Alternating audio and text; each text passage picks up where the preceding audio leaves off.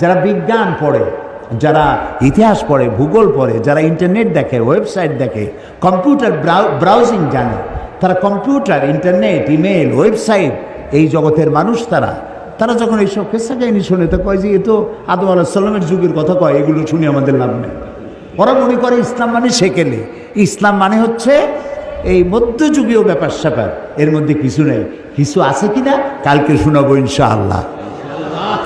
এর মধ্যে কোন বিজ্ঞান চাও, কি চাও, তোমরা কি শুনতে চাও? তিবিয়ানান লিকুল্লি শাই, সব কিছু আল্লাহর মধ্যে বলে রেখেছেন। ইতিহাস আছে 30 মধ্যে আছে কি একটু কৌতূহল হলো না জানার জন্য? আহারে কপাল। ডিসি সাহেবের কোর্ট থেকে, এসপির অফিস থেকে, অথবা জজ কোর্ট থেকে একটা চিঠি যদি আপনার নামে আসে ইংরেজি ভাষা, সেই চিঠিটার অর্থ আপনি জানেন না, ভাষাটা জানেন না, ইংরেজি জানেন না। এখন ওই চিঠি বোঝার জন্য আপনার কি কোনো পেরেশানি হবে নাকি হবে না? পেরেশানি হবে। এটা কি দুদকের চিঠি নাকি? এটা কি আমাকে গ্রেফতার করার চিঠি? এটা কি আমার সম্পদ সব এই কি জানি কয় নিলাম করে নেওয়ার চিঠি? জানার জন্য ছুটবেন, ভালো ইংরেজি জানে কে। যতক্ষণ পর্যন্ত চিঠির মর্ম না বুঝবেন ততক্ষণ পর্যন্ত আপনার পেরেশানি দূর হবে না। এ কথা কি মিথ্যা না সত্য?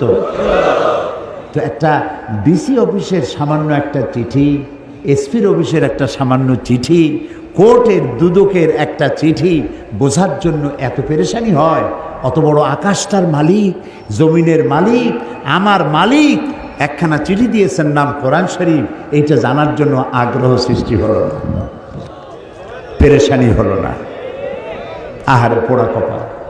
সারাটা জীবন সূরা ফাতিহা দিয়ে নামাজ পড়লাম, অর্থও জানি না, ব্যাখ্যাও জানি না। আহারে কপাল, বদকিসমত এই জাতি। এই কোরআনের, এ কিতাবের যতগুলি নাম আছে তার মধ্যে একটি নাম হচ্ছে কোরআন। এটাকে আমরা হুদা যদি বলি অনেকে চিনবে না, ওই কি এর হুদা? হুদা মানে বরিশালে ওদিকে হুদা মানে খালি হুদাহুদি বলে।